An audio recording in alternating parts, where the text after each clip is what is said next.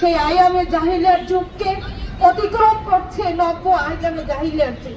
আল্লাহ রাব্বুল আলামিন কোরআনে পাকে ঘোষণা করেছেন সূরা নিসার ৭৫ নম্বর আয়াতে, তোমাদের কি হয়েছে, তোমরা কেন সেই সমস্ত নির্যাতিত নারী শিশুদের জন্য লড়াই করছো না, অথচ তারা ফরিয়াদ করছে, হে আল্লাহ এই জালিম জনপদ থেকে আমাদেরকে বের করে নিয়ে যাও, আমাদের জন্য একজন সাহায্যকারী বন্ধু পাঠাও।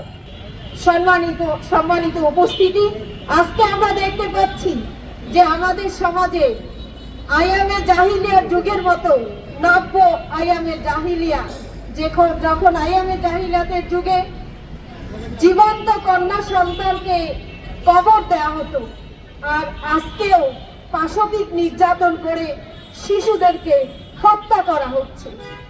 সেই আয়ামে জাহিলিয়ার যুগকে অতিক্রম করছে নব্য আয়ামে জাহিলিয়ার যুগ।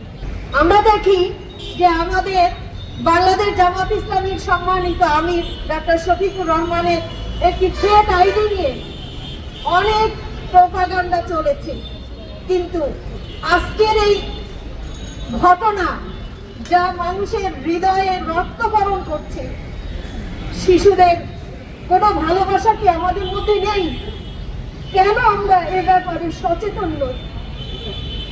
প্রিয় বন্ধুগণ, তাই আমি আমাদের পিতামাতা অভিভাবক সমাজকে বলতে চাই, আমাদেরকে আর বসে থাকার সময় নেই, আমাদেরকে সচেতন হয়ে নেমে আসতে হবে অধিকার আদায়ের জন্য।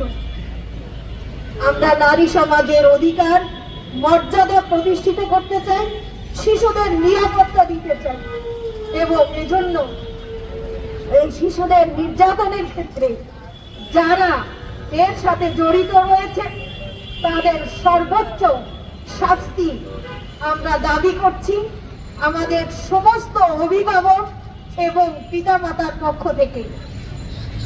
প্রিয় বন্ধুগণ, আমাদেরকে মনে রাখতে হবে যে আমরা পার পেয়ে যাচ্ছি ধামাচাপা দিয়ে, গ্রেফতার করে, কিছু সময় ক্ষেপণ করে আমরা আসল দোষীদেরকে আমরা শাস্তি দিচ্ছি না।